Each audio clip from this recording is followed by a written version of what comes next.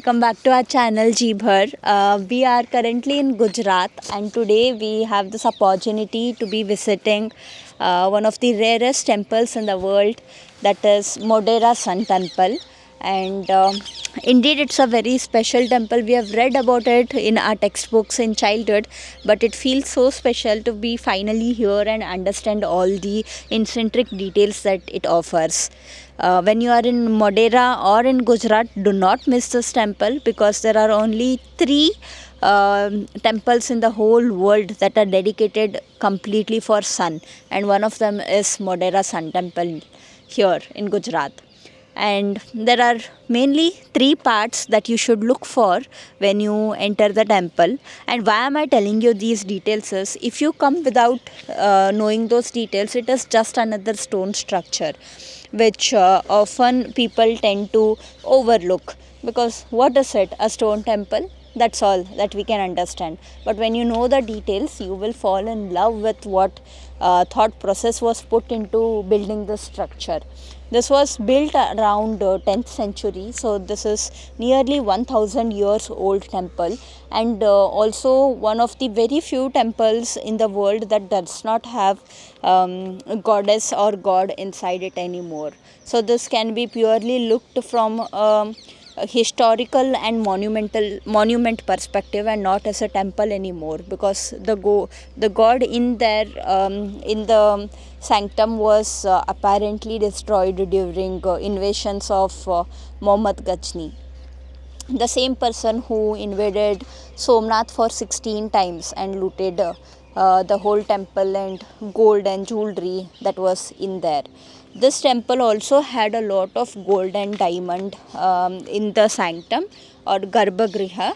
Garbhagudi also we call it in Kannada. I'm not sure if I'm pronouncing it right in English, but yeah, something like that. Sanctum, is it right?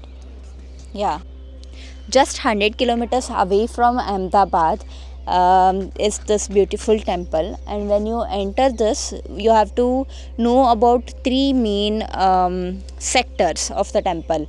One is the step well. It's also called as Surya Kund, right behind me. This looks so beautiful when you look at it for the first time, but let me tell you why and what are the things that's happening here. One, when you look at the steps, they are perfectly aligned and look like an inverted pyramid, and all of these steps, when they cast shadow, they are representing time. So if you are aware of sun, and of course our priests back then 1000 years ago knew what was happening, so they were able to cast time very well just by looking at the shadows here. And apart from it, there are 108 shrines, like you can see small temples, 108 of them. There are 108, each of them, like one is for Shiva, Vishnu, some goddesses, and many other. Some of them are empty, they are likely also destroyed.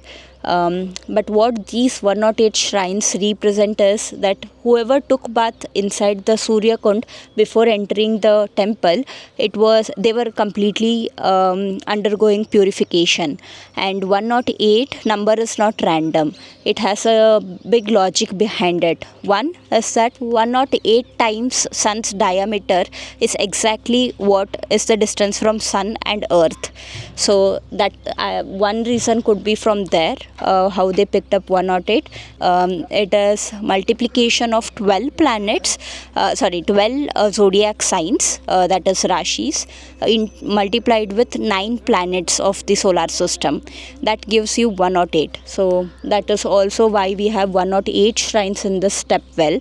One more detail that can be overlooked but you shouldn't miss is that you can see the steps that are at the edge are not submerged completely in the water. What it represents is, water is here representing human emotions, or emotions of the body, and sun represents your consciousness or conscience. So it represents that no matter how huge your emotions are, your conscience should never be submerged or completely gone. So emotion should not be taking over your conscience is what that represents, and it's a very beautiful detail that we just read about. Yes, so that's a bit about Surya Kund, and this was the first sector. The second sector that we'll be looking forward is there. It's called Sabha Mandal, or the Assembly Hall, and then comes the Garbhagriha, or the sanctum itself. So this is also Modhera Sun Temple is also so famous because this falls on the line of equator, right? Good. It falls on the line of the equator. So how does it make it special? One is that on the day of equinox is the day when sun and when the day and the night will be of the same length, which comes in September, once in twice a year. One is in the September and the other one is in February, if I'm not wrong. So on those days, one of the first few sun rays of on the whole world will be here in this place, and those sun rays are just enough to light up the whole sanctum without any external lighting necessity. So that's why, I mean, this is not just a temple or not just a monument. It is a whole science and history. There's a whole science and history behind it, and that's why it makes it so special. So let's go to the next step, that is assembly hall or sabha mandap. There are much more details that we can look into over there. And now we are entering the sabha mandal or the assembly hall. This hall has 52 pillars, and 52 pillars represent 52 weeks of the year. They are beautifully carved with a lot of details, but some that you can notice when you'll be here is that the layer of apsaras. This particular, every pole has a region where apsaras are carved out, and these apsaras are doing exact same things that are in the Natya Shastra. Natya Shastra is ancient dance text that has been followed here. And then on these 52 pillars, you can see details where women are putting on their makeup. Some women are taking care of child, some women are reading something, and you can see animals. It all represents life, everyday life, which is passing or happening under the sun. All these 52 pillars are also very different from each other, which also represents that your time is not the same always. It always keeps changing. And one more detail that you have to look for when in Sabhagriha is the roof in itself. Because roof here, it represents sun in the middle, and you can see lotuses around it, and lotuses are blooming, which tells that time is passing, and these concentric circles represents solar system in motion. So everything is going in round around the sun. This is what they're trying to represent here.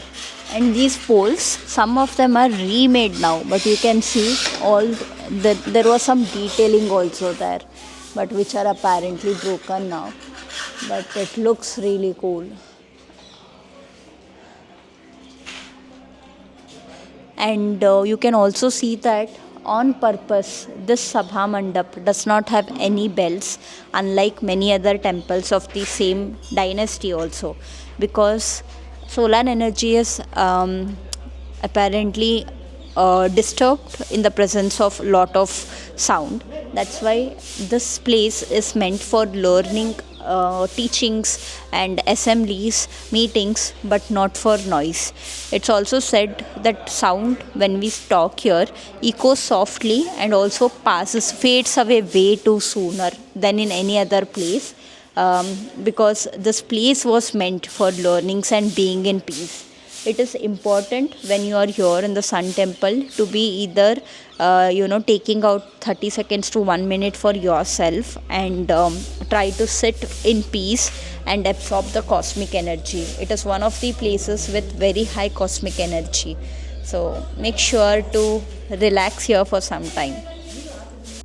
Finally, we are here in front of the main part of the temple, that is sanctum or garbhagriha. And for this part of the temple, before we proceed, I would like to do a small correction. It's not on the line of the equator, it's on the line of tropical of Cancer. So for tropical of Cancer, on the day of equinoxes, they come twice a year. On those days, this temple has like a much higher significance, because inside there's a garbhagriha that is totally dark. You cannot see like a single ray of light at the moment there. It is pitch dark totally. But on the day of equinox, we can add you a photo from the chrome right now. When the sun rays fall, it's completely 90 degrees, and the whole room is light up beautifully. But originally that room was made of gold plating, and also with a lot of diamonds in it. So when rays fell on the diamond, it reflected so beautifully, it would just glow, and people were fascinated. But right now, even without the diamonds, you can still see that the room is lit up very brightly, and that is nothing less than like a lot of science. But that's not it. The whole temple is architectural marvel, because it has carvings from Mahabharata, Ramayana, and also it is carved completely with the knowledge of architecture. So all the directions, including east, west, north, south, of course, but northeast, northwest, and all the other smaller directions also have a very high importance on this temple walls. They have beautifully depicted how each direction should be used for a certain reason. Which direction should be for bathroom, washroom, which direction should be for bedroom, which direction should be your study room, and other details are very beautifully carved. And the roof again is same, like the lotus roof from Sabhagraha or the assembly hall, and which again represents the sun on the top and earth below, and you are standing in the middle. Indeed, it is much cooler inside than it is outside. And yes, I think it was a great place to visit. Other visitors also told us that Konark is much more beautiful and huge, and the stone chariot on which sun is riding using the 7 horses representing 7 days of the week is apparently inside museum. We did not find it here. We'll go right now, but it's time that we end the video here. If you get time, don't forget to visit this temple and also check out the archaeological museum that is nearby. That's all for the video. Hope you liked it. If there are more facts that I probably missed, then we would love to hear them in the comments below.